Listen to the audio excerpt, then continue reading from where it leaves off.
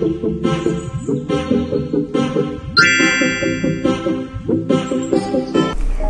hai Assalamualaikum. Bertemu kita lagi pada video kali ini. Saya Arish. So hari ini saya nak bercerita berkaitan tips yang berguna untuk first time yang pakai spek, untuk beginner lah, first time wearer. So antara tips yang pertama adalah kita perlu posisikan spek kita betul-betul selesa di muka. Jangan terlampau ke bawah dan jangan terlampau ke atas. Apabila terlampau ke bawah, dia akan mudah melurut, dan apabila terlampau ke atas akan berlakunya penguapan. So posisi yang betul ialah letakkan selesa betul-betul di muka, jangan terlampau ke bawah, jangan terlampau ke atas. So biar dia selesa betul-betul di atas hidung kita. So itu adalah tips yang pertama. Okey, seterusnya untuk tips yang kedua ialah untuk first time wearer ni, kebiasaannya pada awal-awal permulaan dia baru nak pakai spek ni, dalam masa seminggu dia akan rasa pening, loya, nak muntah. So benda itu adalah normal sahaja, sebabkan mata kita ni memerlukan masa untuk adapt benda baru pada mata kita lah. So untuk yang first time ni jangan risau, dia tak akan merosakkan mata sebab benda ni memang normal saja. Tips yang paling penting, korang perlu pakai secara berterusan dan lama kelamaan mata kita akan serasi sendiri dengan spek baru kita. So tips dia adalah pakai secara berterusan. Okey, tips yang ketiga pula, kita perlulah jangan takut untuk pakai spek secara berterusan, sebab ada sesetengah orang beranggapan bila kita pakai spek secara berterusan ni, kita akan meningkatkan lagi prescription power kita, power rabun jauh kita ni lah, dan akan merosakkan mata. Okey, sebenarnya tanggapan itu salah. Kita pakai spek ni tak akan meningkatkan power pun. Orang-orang ni berfikir dia meningkatkan power apabila dia ni tengah pakai spek. Bila dia buka spek, dia tengok keliling dia rasa kelabu. So dia terus rasa, mata aku ni rosak lah sebab pakai spek, aku tak nak pakai spek lagi. Okey, sebenarnya tanggapan itu salah. Sebenarnya dia dah memang rabun, sebab tu bila dia buka spek dia nampak sekeliling kelabu, nampak tak jelas. Dia dah memang rabun, tapi dia bagi fakta yang tak logik. Dia kata mata dia dah rosak sebab spek. So korang jangan khawatir, sebab spek ni tak akan meningkatkan power korang pun.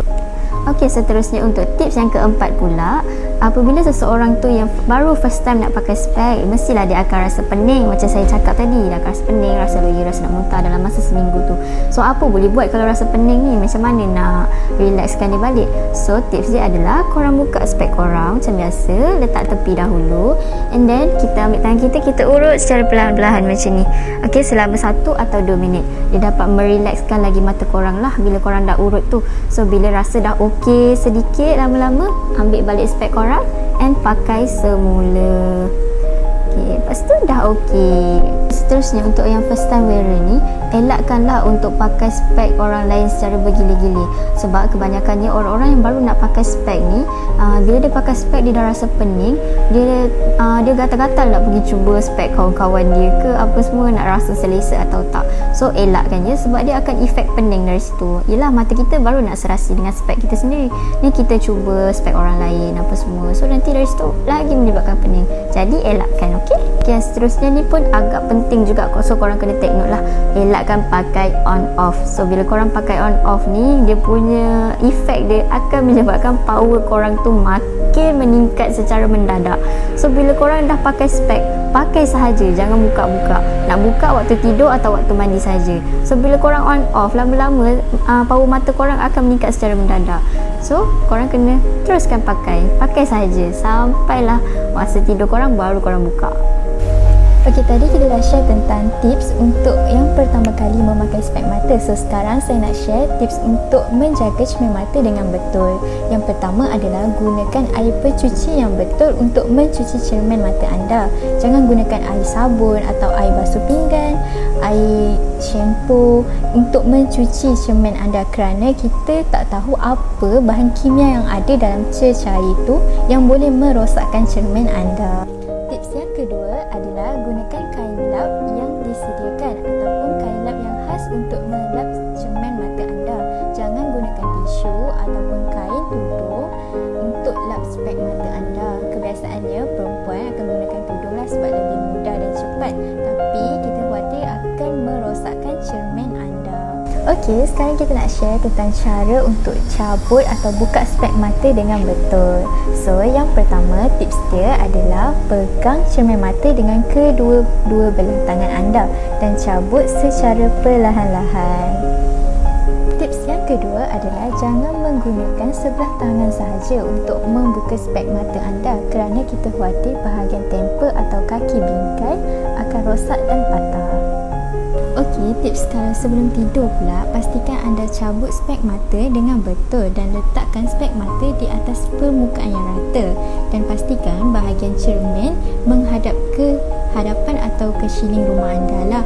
Jangan terbalikkan macam ni kerana kita khawatir cermin ni akan berlaku kecalaran disebabkan oleh geseran. Okey, seterusnya sekiranya anda tidak menggunakan cermin mata anda, simpan di dalam casing macam ni dan simpan di tempat yang selamat dan jangan letak merata-rata tempat.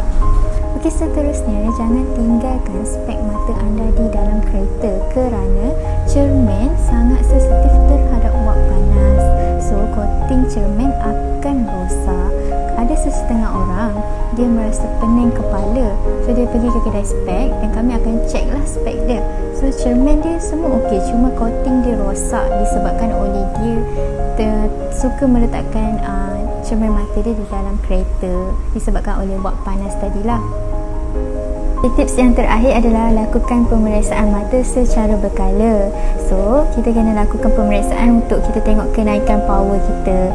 Jangan tunggu anda rasa pening atau mata kabur atau mata tak selesa baru nak cek. So, datang sahaja ke mana-mana pusat optometri yang berdekatan dengan anda. So, kerana pemeriksaan mata adalah percuma.